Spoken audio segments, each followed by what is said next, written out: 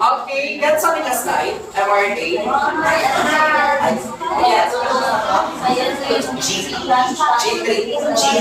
Yes.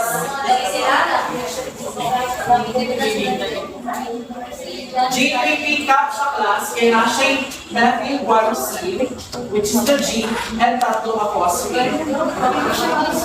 Parang ganito. Hi, Patrick.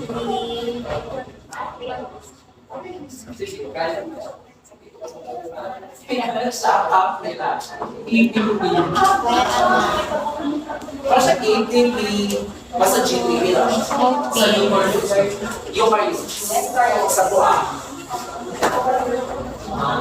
Bagsak ka muna before follow-up. Okay, ano yan? Saan naman sasabi?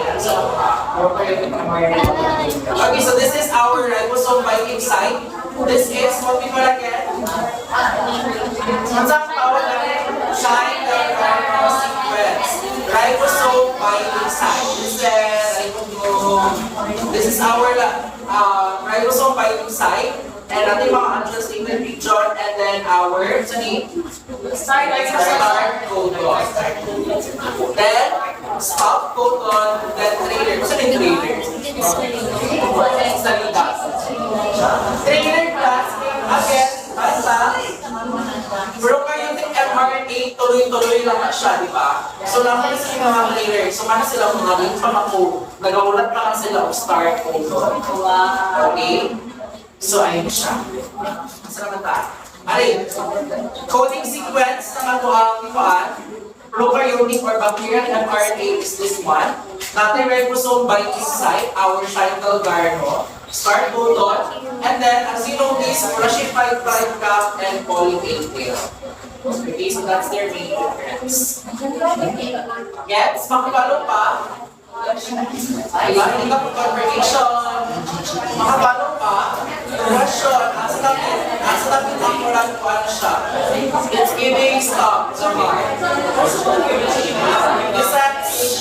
Na prime cup na ano?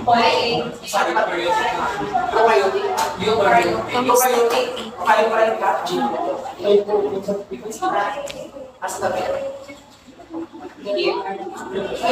Homology ay okay. So, wala po. Kaya ko rin siya basically, tarang mRNA, may J55 right? But sa eukaryote, nasa yung SNAP, nasa yung G3P, sa prokaryote wala. So, ano lang siya?